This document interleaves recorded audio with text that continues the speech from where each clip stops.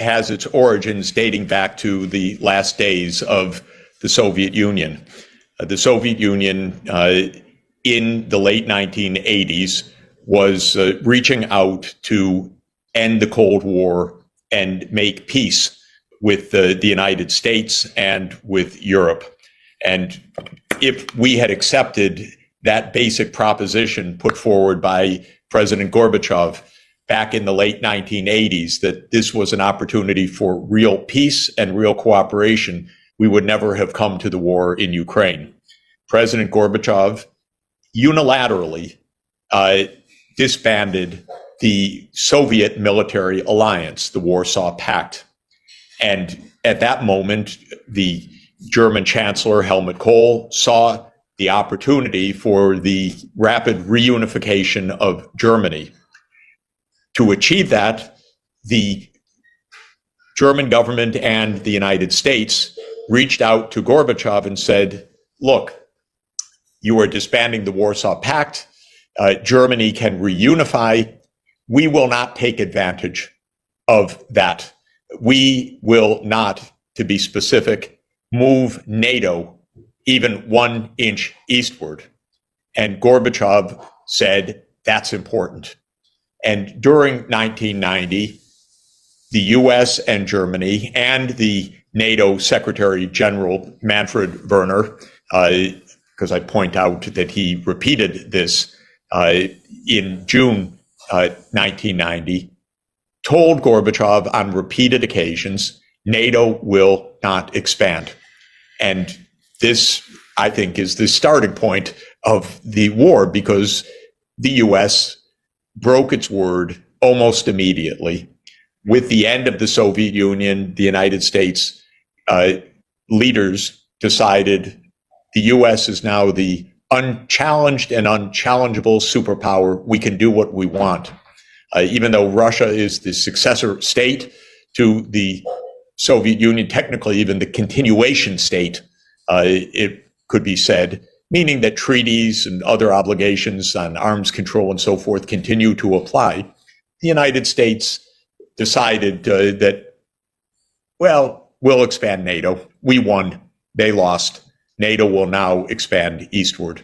And ultimately, the decision was made in the 1990s that NATO would expand eastward, not just to Central Europe, not just to Eastern Europe, but into the former Soviet Union, the Baltic states, then Ukraine and Georgia. And therein really is the root of this war, that this became a victory celebration of the West rather than an agreement between the West and the former Soviet states, which it should have been, because that would have been the basis for a lasting peace. In August 1991, Ukraine declares independence on the basis of the 1990 that you mentioned was a declaration of state sovereignty. How did it happen even before the collapse of the Soviet Union? Well, this was one of the precipitating events that led to the end of the Soviet Union, was that as of August 1991, the Soviet Union was coming apart. Gorbachev was kidnapped, remember, and there was an attempted putsch in the Soviet Union just at that time. And Ukraine, among other of the states of the Soviet Union, started to push for their independence. Even in the previous year, there was this declaration of state sovereignty, which declared Ukraine to be a sovereign. Now, what's interesting in both 1990 and 1991 is that Ukraine declares its statehood or independence or sovereignty on the basis of neutrality. It did not aim to be a NATO country at the time, surely not. It wanted to be a neutral country. And that is fitting, because Ukraine, being the western boundary of the Soviet Union, with the name Ukraine meaning at the border, so it was borderlands of the Russian Empire even before the Soviet Union. Ukraine knew that it is a country that is at the crossroads between the West and the East in many, many ways, in culture, in its political history. in its physical geography, obviously, in religion, because Western Ukraine is Catholic and Protestant, primarily Eastern Ukraine Orthodox, linguistically between Ukrainian speaking and in the West and Russian speaking in the East. It was prudent to say we will be neutral. And from a pragmatic point of view, having in any event a kind of buffer zone between Russia and the West was prudent for both sides, so that there would not be a return of tensions based on military supremacy or threats that would come if the two sides were right up against each other on a single border. In 1992, President Bush, you mentioned that administration policymakers reached a secret internal consensus to expand NATO. This is after the collapse of the Soviet Union, after Warsaw Pact, after Cold War. Tremendous opportunity for peace. Yet we see this administration goes the other way. This is the so-called neoconservative turn in the United States. The imperial side of the debate won, which is the notion, which was very attractive to U.S. Leaders and politicians and the security state, that now the U.S. is the world's hegemonic power. There's not any country that remotely can compete with the U.S. The U.S. Secretary of State in the 1990s, Madeleine Albright, called the U.S. the indispensable nation. Many people wrote articles about the U.S. being the most powerful country in history, even more dominant than Rome, and so forth. This was a very heady moment.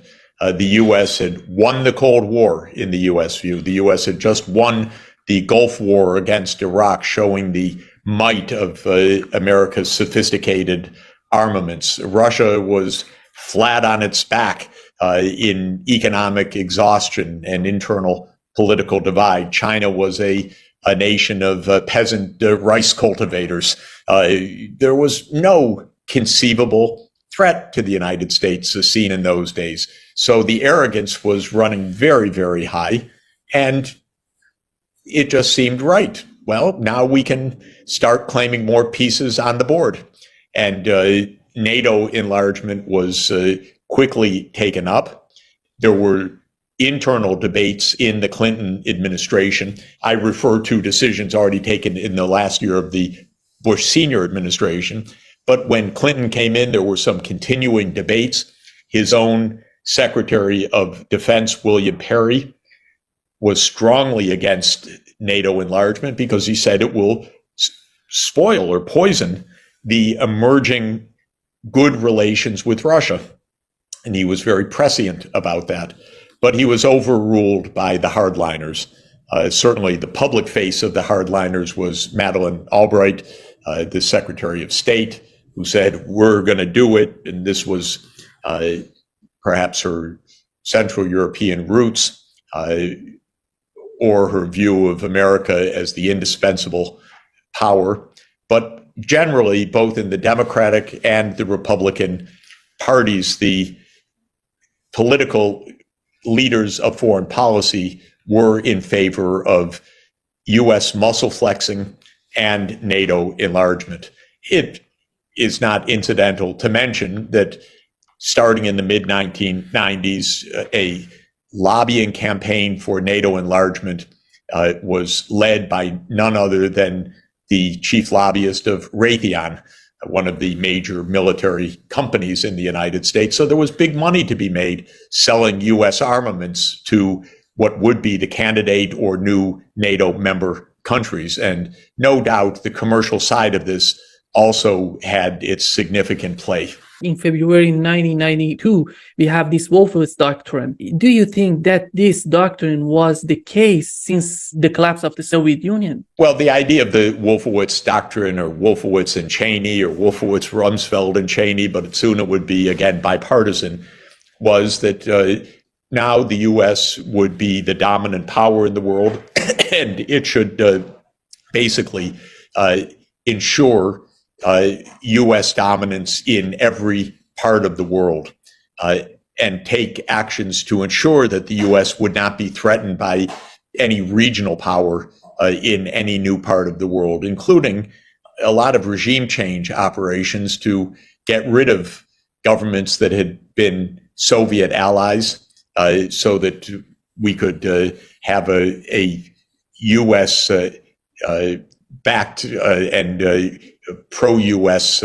Government in places where the Soviet Union had influence. Countries like Syria, like Iraq, like Libya, and specifically places where the U.S. went to war over the next dozen years or so to clean up those remnant Soviet allies, or what were in some cases still pro-Russian allied governments like Assad in Syria. So these neocons already in the early 1990s were thinking of the wars or the regime change operations that would put pro-U.S. governments in place in the Middle East and in other sensitive areas. That's the style of American foreign policy. If you don't like a government, change it. I don't mean your own government. I mean someone else's government. It's a very peculiar approach to international affairs. It also is done in general in a secretive mode, though often many people are aware of the U.S. fingerprints. But because it's done in a secretive mode, if you point out, oh, there goes the U.S. again, changing government, the U.S. officials say, no, we had nothing to do with that. That was just local events. But of course, the United States behind the scenes was repeatedly engaging in regime change operations and does so until today. The U.S. has its hands in pushing from power Imran Khan in Pakistan, for example, because Imran Khan was too close, they thought, to Russia and to China. So they warned senior politicians in Pakistan, you better get rid of him or we'll get tough with you. This led to his ouster by the parliament. We know that because the documents have since come to light describing the U.S. threats, in fact. So this regime change approach was really, it's been around for a long time. The U.S. used regime change nonstop during the Cold War period, but the Rumsfeld and Wolfowitz and Cheney group in the Bush senior administration basically said, now we continue with that approach in the post-Cold War world. In 1999, here you mentioned this bombing of Serbia. How did that play out for this war in Ukraine? The U.S. bombed Serbia for almost 7 weeks, bombing Belgrade, NATO bombing, in fact, to ostensibly force Serbia to relinquish its hold on part of its territory on Kosovo. And this was a U.S.-led war to break Serbia in part because the U.S. had decided to support Kosovo for independence. It's an interesting event in many, many ways. First, it was really the first major war in Europe since the end of World War II, not Ukraine, as is often said, but Serbia.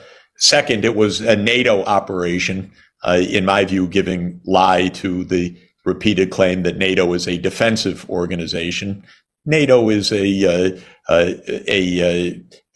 military organization that serves at the behest of U.S. foreign policy, and that was shown in 1999. Third, it gives lie to the idea that borders are sacrosanct and should never be changed by force, because the U.S. used force to break apart Serbia.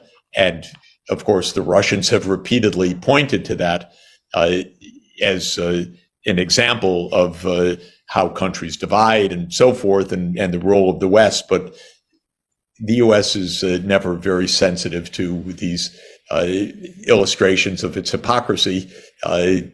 They're just brushed off and ignored. But it was a seminal event, not only for Serbia, but also for the lessons that Russia took from it, which is that NATO is an aggressive military organization serving U.S. interests, and U.S. interests are basically not bound by the United Nations, but by U.S. prerogatives, and regime change is definitely one of those prerogatives that the U.S. repeatedly claims. In 2000, the Ukrainian president Kuchma declares that there is no question of Ukraine joining NATO today, since this issue is extremely complex. Actually, opinion surveys show that until Yanukovych's overthrow in 2014, the country was mainly against joining NATO, and public opinion,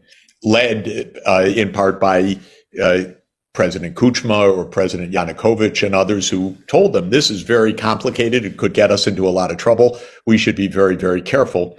That was reflected in the public view that better that Ukraine not join NATO. In 2002, U.S. unilaterally withdraws from the anti-ballistic weapons treaty. The ABM treaty should be seen in the context of nuclear strategy. The idea of anti-ballistic missile defense is that if such a defense is put in place, then it can enable the country that has that anti-ballistic missile defense to actually make a first strike against the other side, because the other side would lose the retaliatory power because of missile defense against that retaliation. So the Russians viewed the anti-ballistic missile treaty as a stabilizing treaty, because it meant that Russia's land-based missiles were, from Russia's point of view, a deterrent to an American nuclear strike on Russia. In 2002, the United States said, we're getting out of the treaty, ostensibly because we want anti-ballistic missile defense against Iranian missiles, it was said. But the Russians said, how do we know you're not going to use that defense against our missiles, thereby rendering our retaliatory deterrent null and void? And the U.S. never gave an answer to that. So the Russians viewed the U.S. withdrawal from the anti-ballistic missile treaty as destabilizing and very provocative. It was an action that was taken unilaterally. It was followed over the next 2 decades by the placement of U.S. missiles in Poland and Romania. And those missile placements of Aegis missiles were viewed as an extreme national security threat to Russia. Basically, American missiles a few minutes away from Russian territory. And the U.S. said, but these are just defensive missiles. And the Russians repeatedly said, how do we know what you put in these missile silos? They can be offensive, they can be defensive, they can be anything, but we have no capacity to verify. This is outside of any agreed treaty arrangement. This is extremely dangerous. And it was one of the arguments that Russia used repeatedly, and I think quite credibly, to say we don't want Ukraine in NATO under any circumstances for even more American missiles to be put even closer to our border. We don't trust the United States. It doesn't abide by treaties, and we therefore don't trust a U.S.-led military alliance on our border. In 2004, we have this Orange Revolution inside Ukraine. What's the importance of this Orange Revolution? In all of the Ukrainian elections, the division between nationalist Ukrainians, mainly in Western Ukraine, and more pro-Russian and often ethnically Russian Ukrainian voters in the east and south of Ukraine meant that elections were very close. And in 2004, there was a very close election. And the United States and a number of NGOs financed by the United States claimed that the elections were fraudulent or that the results were false, and that the pro-American candidate Viktor Yushchenko had won over Viktor Yanukovych, the more pro-Russian candidate. And ultimately, this led to protests and to a court ruling in Ukraine that the election should be run again. And in the second round, or the second time, the pro-US candidate, Viktor Yushchenko, won the election. The Americans said, well, that is, the fair count. And the Russians said, that is how regime change works. You bought these NGOs, you bought these protests, you stoked the protest, you made sure that everything was done so that your candidate would win.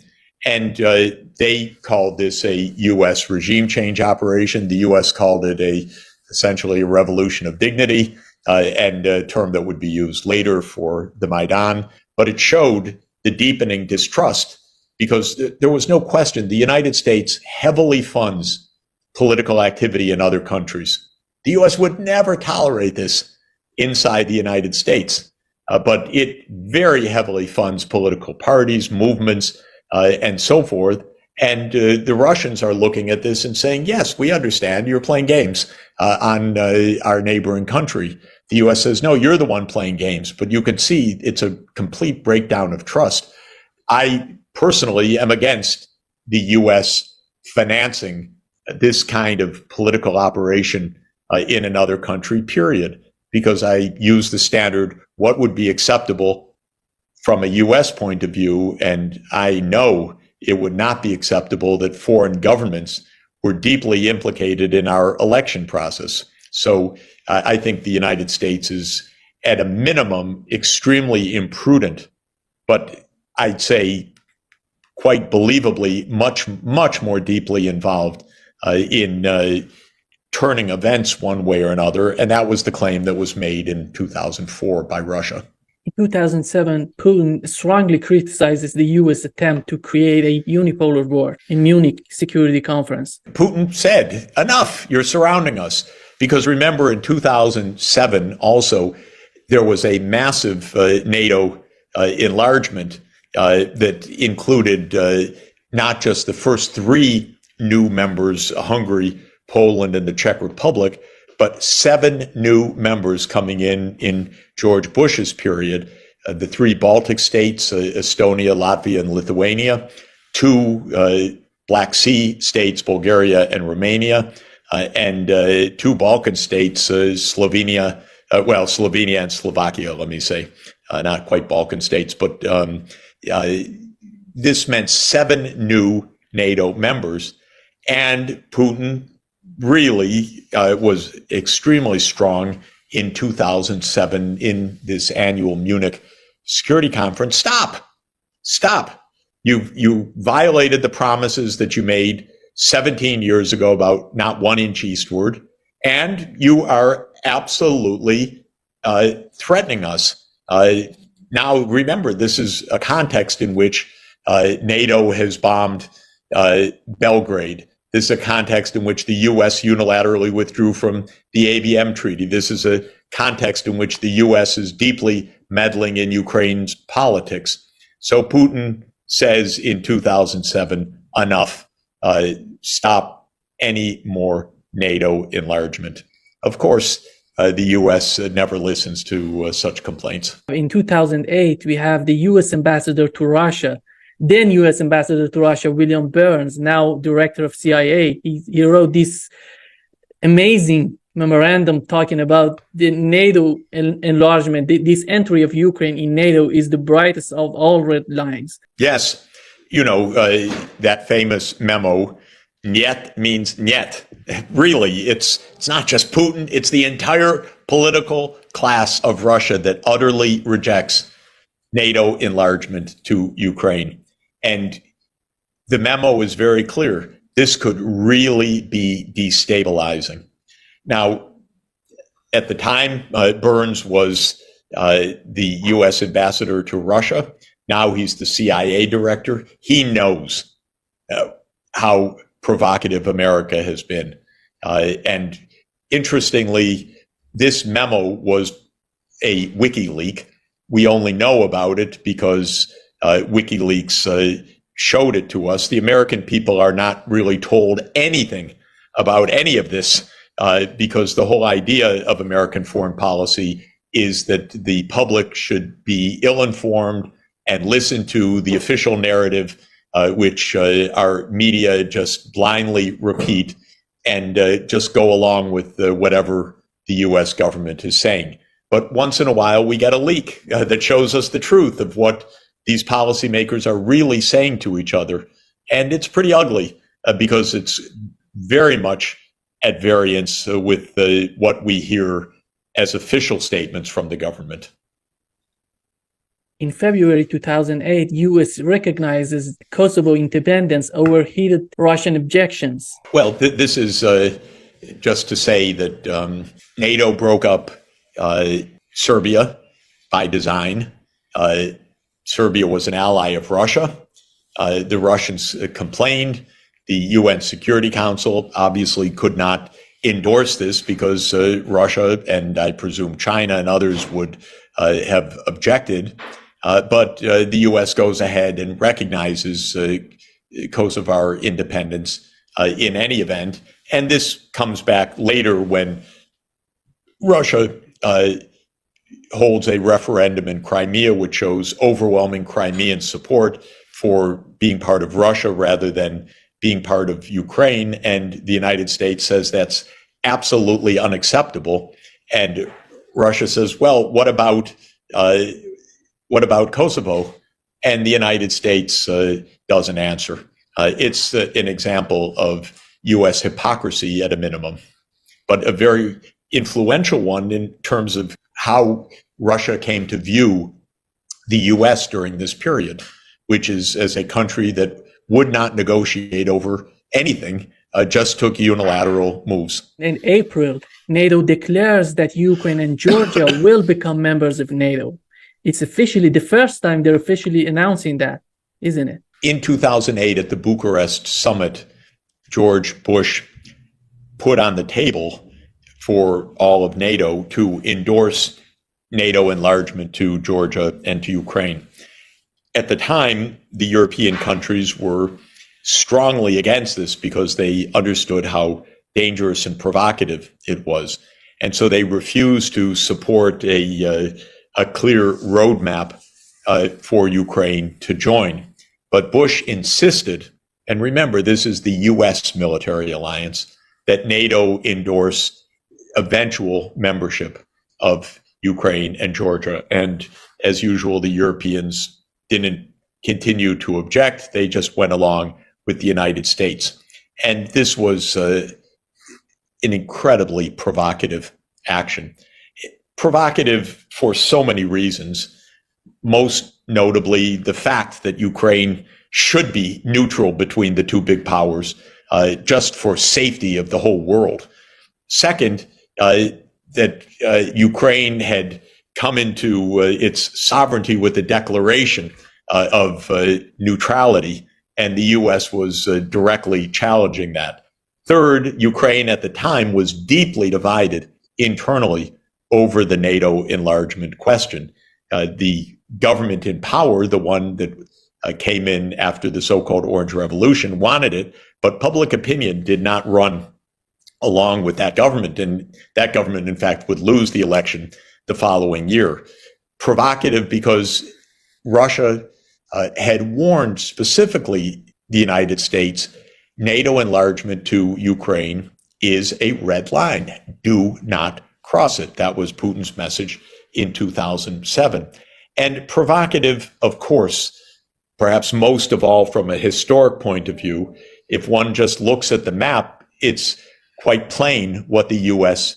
tactic is. Expansion of NATO would be that all of Russia's Black Sea neighbors would be NATO countries: Ukraine, Romania, Bulgaria, Turkey, and Georgia. And Russia would be surrounded. And Russia's naval base in Sevastopol would basically be neutered by this. It would be made ineffectual because the Black Sea would become a NATO sea. So that was the idea. And Russia said that this is absolutely disastrous. In August 2008, the US announces that it will deploy ballistic missiles defense systems in Poland, be followed by later Romania. This comes back to the fundamental position of Russia regarding national security, which is that we need space to keep away the United States from our territory and our borders. And missiles don't take long to fly from Eastern Europe to Russia. And the U.S. started unilaterally deploying Aegis missile systems, first in Poland, then later Romania, as part of the post-anti-ballistic missile reality. And this is what Russia objected to. Now we have missiles of the United States surrounding us close to our borders. Our national security, again, is being deeply threatened. The United States response was, this is none of your business. We do what we want. In 2014, we have this coup in Ukraine. You mentioned the role of Victoria Nuland in the whole situation. Well, in the fall of 2013, tensions were very high in Ukraine because the economic situation was not good. The financial situation was very difficult. The IMF was pushing harsh measures on Ukraine, and the European Union was pushing Ukraine to sign a pathway to EU membership. And at the same time, the president of Ukraine was being told by Putin, you can't do that. We're your main trade partner. We have a free trade arrangement. Any arrangement you make with the European Union should include us as a party also, so that we are not adversely affected by your treaty. And we will provide you with financing on much better terms than the IMF, because you're just falling into the Western orbit that way and the Western demands that way. And so there was a tug of war between Europe and Russia over Ukraine. It was a very tense situation. Protests broke out in the Maidan, the big plaza in Kiev, in late 2013. It's known and clear the United States stoked those protests. In fact, American politicians came and told them, we're with you. Just suppose the Chinese and Russian political leaders had come to the U.S. Capitol on June 6th, 2021, January 6th, in that demonstration. How would we feel about it? Well, this is what the United States did. We're with you. But then things got violent in January and especially February 2014. And it's pretty clear the United States had a very active hand in the escalation of tensions and eventually the violent storming of government buildings that led to the regime change, with Yanukovych fleeing for his life from Kiev and the United States immediately endorsing a post-Yanukovych government. So the United States did not say when Yanukovych fled, we can't let violence overthrow the constitutional order. The United States said, we endorse the next government immediately. And many of us suspect that basically the U.S. orchestrated a great deal of that. And one of the pieces of evidence is a remarkable phone call between the then Assistant Secretary of State, now the acting Deputy Secretary of State, Victoria Nuland, perhaps our hardest line neocon in the U.S. government, caught on a phone call with the U.S. ambassador to Ukraine, Jeffrey Piat, saying who should be the next government in Ukraine, who should be in, who should be out. And this is a call that is made about 4 weeks before the actual violent overthrow.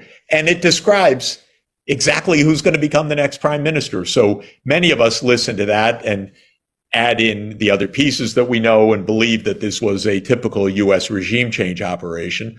Others say, no, this was just two people having a chat about what could come next, which seems very naive to me. But the Russians view it absolutely as a case of the U.S. Conspiring on replacing the Yanukovych regime with a Russophobic government that actually came after Yanukovych. And in March 2014, President Putin characterizes the regime change as a coup, stating that those who stood behind the latest events in Ukraine had a different agenda. Well, it's interesting. George Friedman, who is the CEO of Stratfor, a U.S. Security consultancy company, called the February coup, and I'm paraphrasing, one of the most obvious coups in history. And I think that that's right. The U.S. says, no, it's not a coup. It's a popular rebellion against the government. We had nothing to do with it. Victoria Nuland just passed out cookies, and Senator McCain just gave a supporting speech, and American NGOs gave money to the demonstrators. But really, this has nothing to do with us. That's one view. The other view is the United States played a deep role in orchestrating I would say, a typical U.S. led regime change operation. I think that's more likely. As always, the relevant documents are hidden. The CIA is completely unaccountable. No one asks any questions in our media. So if it is a regime change operation, the United States government doesn't have to talk, never does talk, hides what it's doing, just smiles and goes on. And we know that happens repeatedly, and my guess is that it happened here. In March 2014, President Obama marks Russia as a regional power. Look, the whole U.S. approach is one of arrogance, which is we don't have to talk to anybody. We don't have to negotiate with anybody. We do what we want, and the rest better get in line. That's the attitude. And frankly, if I were a U.S. president facing a country with 6,000 nuclear warheads, I wouldn't mock them. I would try to negotiate and deal constructively with a counterpart, not through mockery. What's so amazing, because in Wolfowitz doctrine, it mentions that Russia is a superpower, that we should take care of it, but Obama marks them as a regional power. It's so amazing to how. Well, Russia was called, I think, by John McCain, although I may be misattributing the famous quote, a gas station with nuclear weapons, to paraphrase. In other words, lots of mockery, rather than a major country, a major society, a country with enormous scientific and technological capacity and skills. But the U.S. attitude all along, at least since what I've been seeing close up, is one of disdain and American arrogance. We do what we want. That is the overriding common factor of all this history, which is the United States feels it doesn't have to listen. And when I say U.S., I mean the security establishment. It doesn't have to listen to any other country. And we have 2014 and 2015 agreements, these Minsk I and Minsk II. Why they were after these agreements? What was the problem? What forced them to go after these agreements? After the Yanukovych government fell, the new government that came in was a very Russophobic and very nationalistic government. One of the first laws voted by the Rada, by the parliament, was to ban Russian as an official language. And though it wasn't implemented, it sent an immediate signal. We are Ukrainian nationalists, and Russian culture and Russian language and Russian people are not going to have a say here. And this led to big anti-Kiev reactions in the ethnically Russian parts of Ukraine, including in Crimea with the referendum for joining Russia, and in eastern Ukraine, the Donetsk and Lugansk, where parts of the Ukrainian military, the Russian-speaking, Russian-led parts broke away in the east and declared new autonomous republics. And this led to the risk of a full-scale civil war. And to try to prevent such a civil war, these Minsk agreements were negotiated between these breakaway regions and the Ukrainian central government. And the Minsk II agreement in particular called for autonomy of the Russian ethnic regions of the Donbass. And the UN Security Council backed the Minsk II agreement, and France and Germany declared themselves as guarantors of the Minsk II agreement.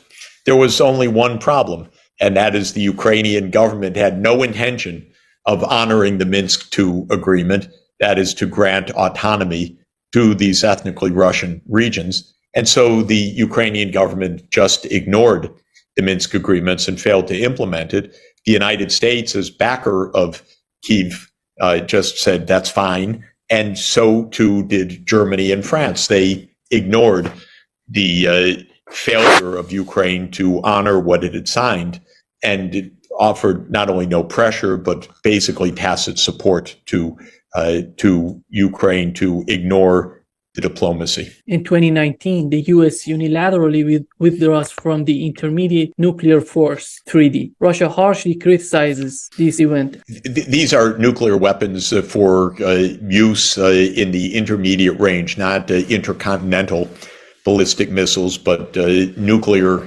weapons that would be used in a European war. And the INF Treaty, the Intermediate Nuclear Force Treaty, had limited the deployment of these weapons. The U.S. claimed Russia was violating the treaty. Russia claimed the U.S. was violating the treaty.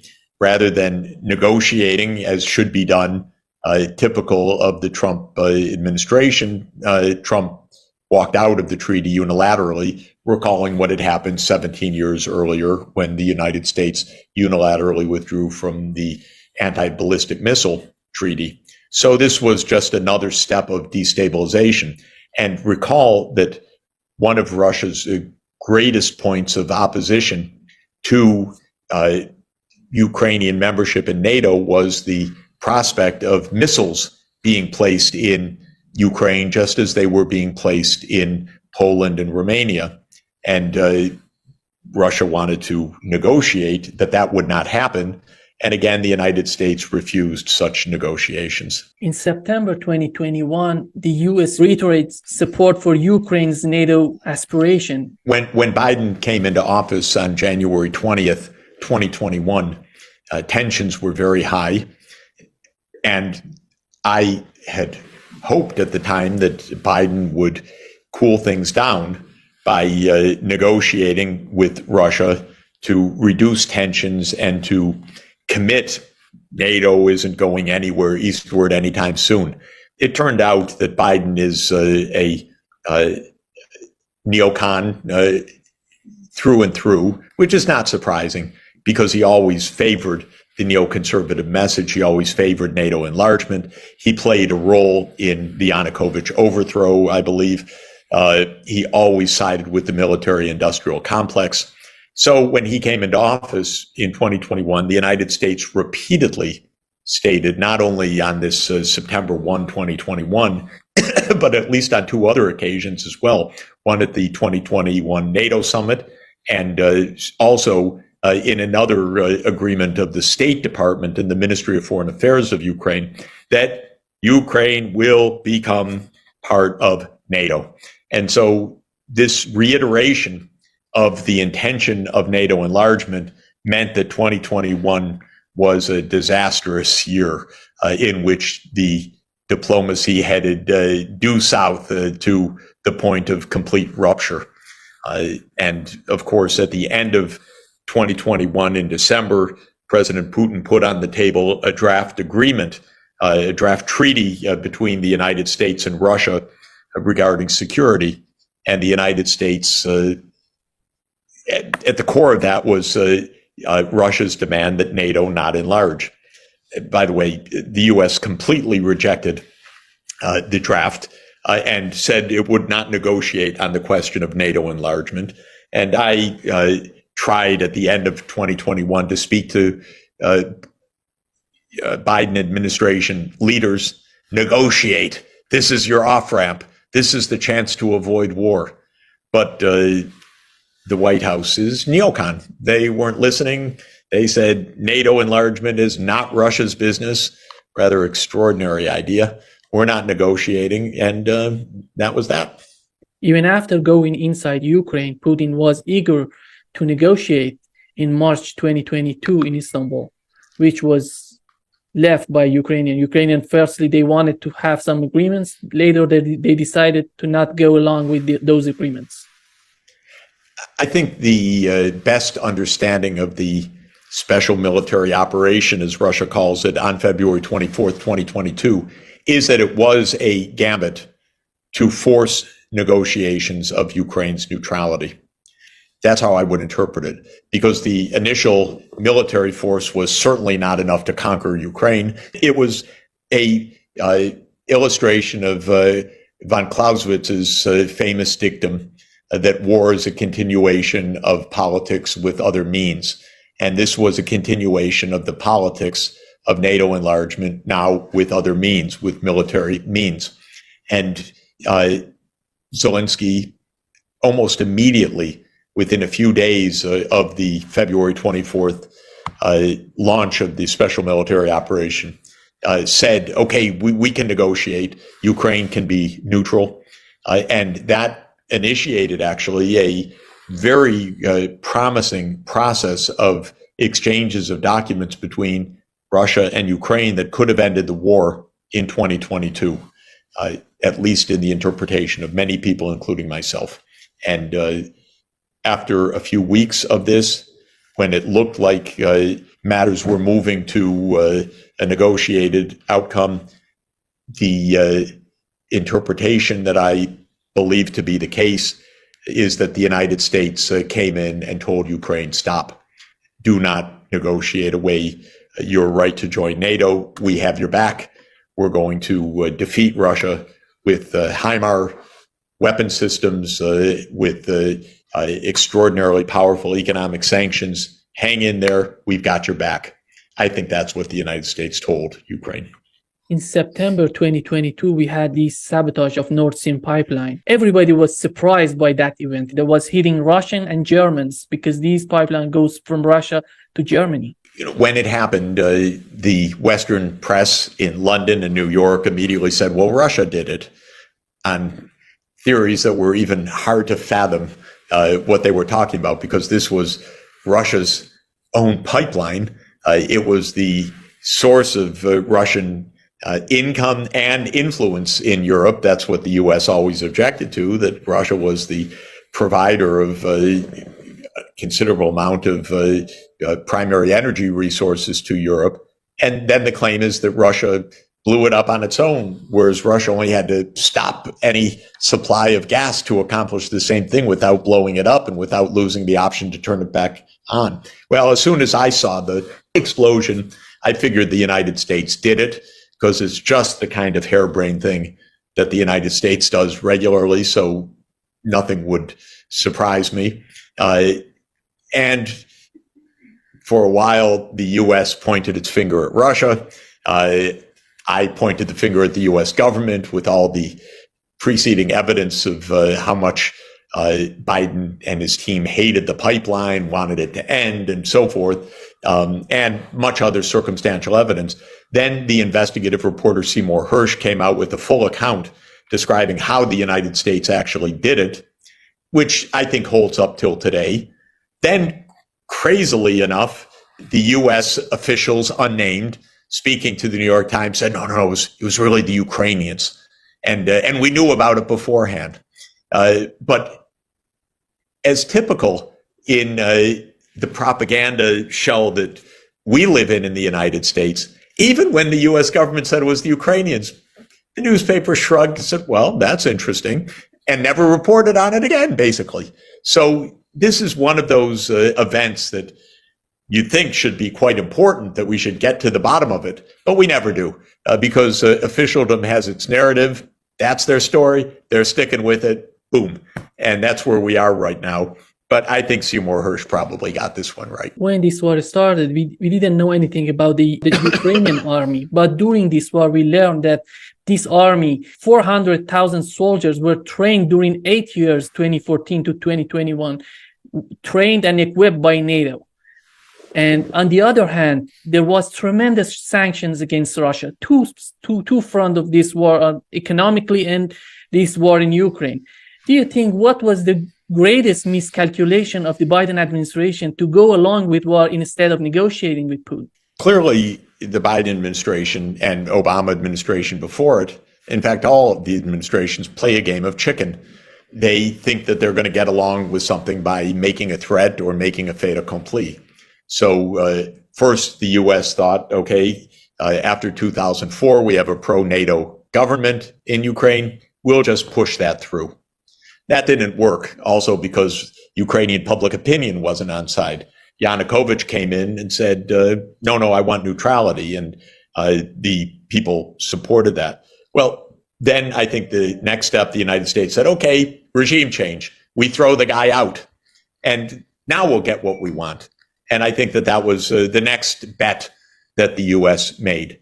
I don't think they counted on Putin following through immediately by retaking Crimea, and they didn't count on the breakaway republics in the Donbass. Then the U.S. said, okay, we'll just flood Ukraine with weapons and we'll double down on NATO enlargement. What's Russia going to do? And I think Putin said, look, we'll negotiate.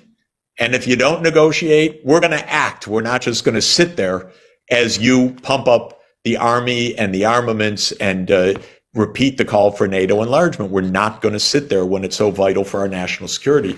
So Russia tried to negotiate Minsk, and then end of 91, the U.S. repudiated negotiations each time. So Russia acted. Then I think the West thought, okay, now we got him. All we have to do is crushing economic sanctions, and that'll do it. Of course, that didn't do it, because they didn't understand that most of the world wasn't going to abide by these sanctions, and Russia would have enough trading partners. Then the next escalation or bluff is we'll put in HIMARS and we'll put in other advanced missile systems, and Putin doesn't have the political backing at home to mobilize, and so we'll force him to back off, and the military escalation will do it. Then Putin mobilized in the summer of 2022, said we're calling up reservists, we're going to expand the army, we're doing the things we need to do. This was another bluff that the United States believed would be decisive. So I think this has been a game of chicken all along, a game. Well, that's how game theorists describe strategic interactions. But it's also, to my mind, the kind of mindset that people in the White House have. They think they're playing a game, not causing hundreds of thousands of deaths, which is what's actually happening. They think this is a strategic game. Can we hold on till after the U.S. election? What should we do? What about putting in F-16s? It's all, game of strategy, rather than realizing that this war is a disaster for everybody and needs to stop. And so I think that this series of miscalculations is just that. It's one after another, believing all we have to do is this next step, and we will get past our adversaries. If Russia gets Odessa and Nikolaev, Ukraine going to be a landlocked. How do you see the future of Ukraine? Look, I think Ukraine is being destroyed in this process, and that we should sit down on any moment at any day and say it's time to negotiate. We need to protect Ukraine. We need to stop the NATO enlargement. We need the war to end. But it's getting harder and harder to see how this is going to happen, because in 2014, Russia was just asking for neutrality and a long-term lease of Crimea.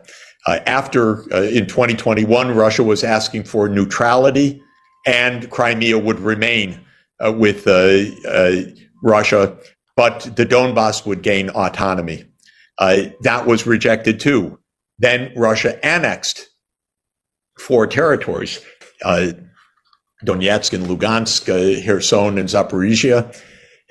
So the demands keep rising. It's getting harder and harder.